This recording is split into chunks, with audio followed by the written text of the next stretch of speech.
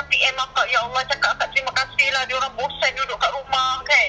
Sejak ada grup tu kan, suami-suami diorang pun masuk kat dalam grup tu sama-sama gelak-gelak dengan suami, dengan anak-anak. Tu kebetulan akak pun masak tak jadi, bukan tak jadi, akak masak serunding kan. Sehari sebelum tu bukan mana lagi berlagak tunjuk kat Facebook ni, ada ni tengah buat serunding kan.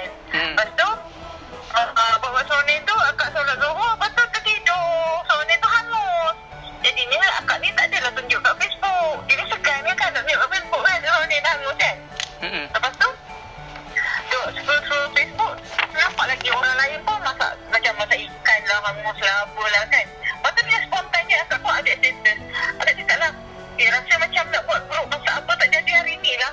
Lepas tu bila akak post tu, ramai yang komen macam support akak. Kak buat kak. Oh, saya sokong kan.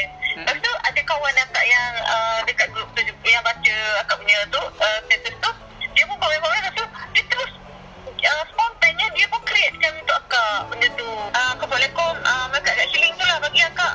Lepas tu yang tadi yang baru tertengok tadi, yang suami dia pergi office, yang bawa kari bagi kat bos dia makan, rupanya ada kepala ayam kat dalam tu. Itu boleh tak pasal, tak tengok apa penting tak kena dengan kari ni. Sekali dia kata dah lah, bos dia orang pertama yang ambil kari tu kan. Dia kata nak jawab macam mana ni, kepala ayam dalam kari. Kedai makan pun akak jarang promote. Akak memang bukan orang macam tu, bukan jenis suka macam sikit nak promote sikit tak kan. Siapa yang follow akak dah lama tahu akak ni lucunya macam mana. Akak suka post benda yang macam funny, lucu-lucu. Akak suka bercerita pasal kucing akak, pasal anak akak ada anak autism. Suka cerita pasal anak akak itu je. Janganlah post benda yang macam tak elok ke kan, macam rupa macam tak elok. Lepas tu buat caption yang macam mengarut-mengarut lah kan, sebut makanan. Kita perlu hormatlah makanan. At least hanya post memang benda yang betul-betul dia masak tak jadi kan. Dan tunjukkan benda tu memang dia tak jadi masak kan. Tu je kan. Jangan macam makanan yang hina makanan lah, tak baik lah macam tu kan. Sebab memang ramai juga orang yang kecam pasal yang hina-hina makanan tu. Grup ni harapnya selama-lamanya kan. Sebabnya orang masak sampai bila-bila pun orang akan masak kan.